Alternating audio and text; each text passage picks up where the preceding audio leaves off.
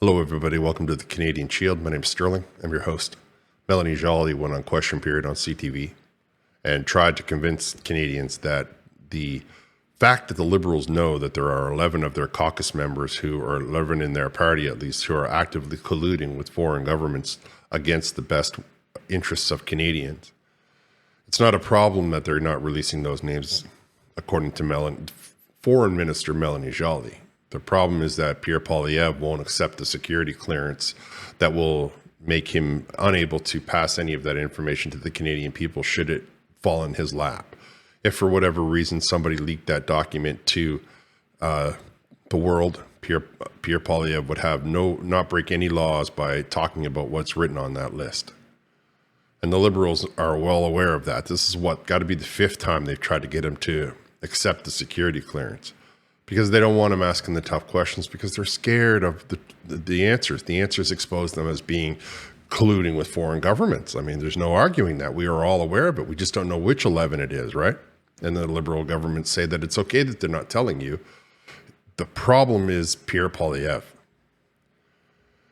Now, I'm going to let you listen to Minister Joly talk with Foreign Minister. It's unbelievable. Going to talk to Vassy Kapelos, and I mean, honestly, Vassy just tears her to pieces. At the end, she's given her such a look like it's almost like Vassy's questioning how Minister Joly got this job. She's clearly unqualified. All right, before I get into it, like, comment, subscribe, hit the notification bell, share this channel with all your socials. Because fundamentally, foreign interference is a real thing. It's been happening for years. Now it's more of an issue because also of disinformation, misinformation online, to not make it a partisan issue. Is that what you're accusing Jagmeet Singh of doing by using that language? No, I'm accusing Pierre Poilievre of doing that. Well, other parties members and basically other parties have decided to take it. And right now, he's making it a partisan issue and also saying, basically, if foreign interference is happening in his own caucus, he won't do anything about it. So my issue with this ridiculous argument is twofold. One, she's talking about how the Conservatives won't do something that she wants while trying to use that as justification for naming him as being partisan. I mean, does she not understand the words coming out of her mouth? I appreciate that her first language is French, and maybe it doesn't translate well between her brain-mouth function. I don't really know. But I do understand the words that she did use, and she's trying to convince you that it's a partisan issue by being partisan. That is a bit extreme in my mind. That, however, is not the worst part of it. As bad as that is, as bad as the foreign minister trying to use misinformation to convince you that Pierre Poilievre is being partisan while she screams from a position of partisanship. She then says that Pierre Poilievre doesn't want to know the names. Well, Justin Trudeau and the Liberal Party know the names, and they're not releasing that information. So Pierre Poilievre, nothing. Why don't you release the names, Minister Joly, from your own camp instead of worrying about somebody else's camp? I mean, how this woman is the foreign minister is astounding in my mind. My question to you was about the content of what Jagmeet Singh said and how it applies to the Liberal caucus in particular. He used the language that there were traitors to this country, and I'm asking you very pointedly, and you didn't provide an answer, whether or not there are any people in the Liberal caucus who are acting on behalf of foreign countries. I set them packing, and that's exactly what I did with Zhao Wei, and I made sure that he was called persona non grata, and Zhao Wei is the former Toronto consul for China. I have heard you use that example of the diplomat that you kicked out frequently to show Canadians that your government is taking this very seriously. But the NSICOP report really undermines that conclusion by pointing out in great detail the degree to which your department was in receipt of intelligence from CSIS about him for years, including since when you became Foreign Affairs Minister, and did not take any action. So much so until the day that the Globe and Mail reported on Michael Chong being targeted, GAC reached out to CSIS for intelligence, and the intelligence that was provided was, quote unquote, according to NSICOP, already released. How can Canadians trust that your government is actually taking this seriously when NSICOP clearly points out on multiple occasions, including that occasion, that you did not? I was made aware at the same time as this became public through the media. And it was back in the spring of 2023. So clearly there was an issue within how the government and the public service was organizing briefings for intelligence. Now, so you never saw anything about him prior to that because your department was clearly in receipt of that intelligence. But I was clear, and that's my story, and I stick to it. That's my story, and I'm sticking to it. I'm pretty sure that they made a song about that kind of stuff, where the guy got caught with his pants down, and he's his story, and he's sticking to it. So it's not the Liberal Party's fault if you listen to Minister Joly. It's the public servants. It's the non-elected people that didn't tell her, right? The people that are in the bureaucratic people in the government who did not inform her of the problems that China was causing in our country.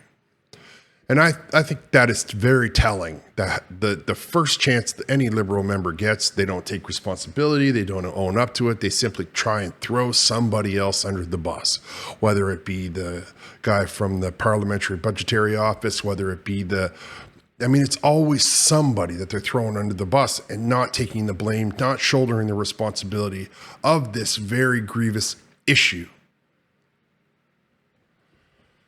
I mean, it speaks to the caliber, no?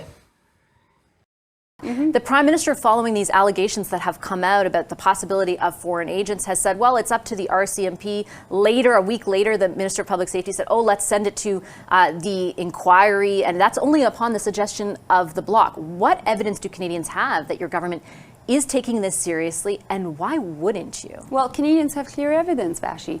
First, we came up and decided to do a public inquiry. We're the first country on You were very much pushed into that after months of saying it wasn't necessary. So we did it. Second, we decided to make sure that parliamentarians could have access to intelligence, which that was never the case before. And so the But again, you were pushed into that by Michael Chong being targeted and nobody knowing. I won't comment on the intelligence of NSICOP. We need to make sure that when we come up with accusations in our country, there's a rule of law system. And we come up with not only intel, we come up with evidence. The Prime Minister didn't have a problem standing up in the House of Commons and accusing India of being behind the murder of a Canadian citizen just based on intelligence. So, I know, but the point you're making is you can't just get up and name names, which I understand, right? You can't just throw out accusations based on intelligence that hasn't been prosecuted or investigated, but that is what you did in the House of Commons. And the link has not been established by law enforcement with the government of India yet. They are still investigating that. Well, first and foremost, I think we wanted to make sure that we were sending a clear message. Second, I dealt with the impacts of diplomacy on dealing with these allegations. And it was important. Why? Because it was about Canadian safety. And I think that we sent a clear message, not only to Canadians, not only also to India, but also to the world. And it was important for the possible foreign agents that serious too, though? This was an entire breach of Canada's sovereignty, and this was about allegations of a Canadian being murdered. These are allegations of parliamentarians working against our national interest.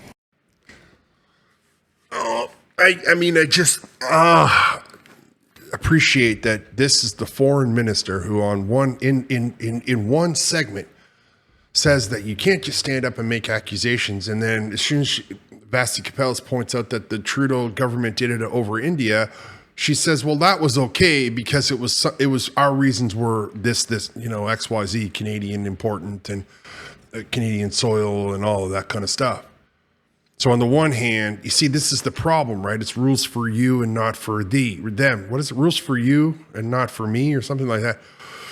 When it's against her, she says that it's a big problem to stand up and make an accusation. But when the Prime Minister of the party has done it, she has 100 reasons why it's justifiable. I appreciate if you were her constituent, that how quickly she would flip-flop in asking, or if you were asking her to get anything solved. Take away the fact that she makes us look like a clown show on the world stage. Imagine if you went to her with a problem as one of her constituents. Appreciate how much issue you would have if you asked her for assistance. And remember that when it comes time to cast your vote for whatever riding she is elected from. Because the woman clearly cannot keep track of her own sentences.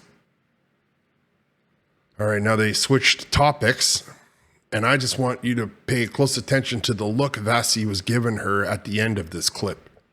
Okay, I just want to move on and ask you about Ukraine. At Do you the think same that's time- enough, though? And I ask with great respect because does that compromise, though, not send a message to Putin that the West is penetrable? I think that it's the first time that we go as far on Russian assets. I think we have to continue to put maximum pressure on President Putin.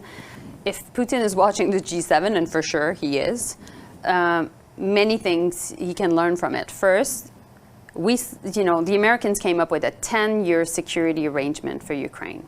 So that's based on Canada's idea of doing long-term security commitments for Ukraine, which we also signed on and we announced. Because even after the war, we need to make sure that Ukraine is able to defend itself because Russia could go back, rearm, and reinvade.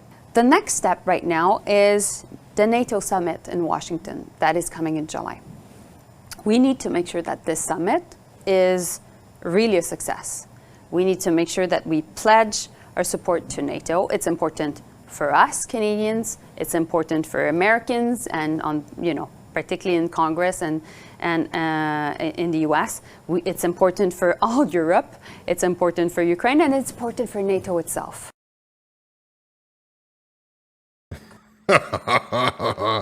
I know exactly how she was feeling when she gave her that look. I mean, this woman is supposed to be the foreign minister. She talks like a teenage girl who's going into a debate club or going into a mock parliament that they made up in the gym or on lunch days or something like that.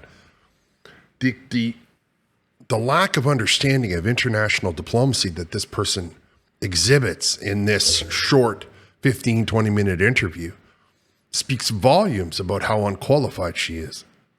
I mean, you want to talk to me about the Ukraine-Russian conflict? It only started somewhere around 850 AD. The name Ukraine is actually Russian for outsider. The understanding that war and those issues and those problems have been boiling and simmering and going back and forth for 1,000 years is something that Minister Joly seems to not have her mind wrapped around.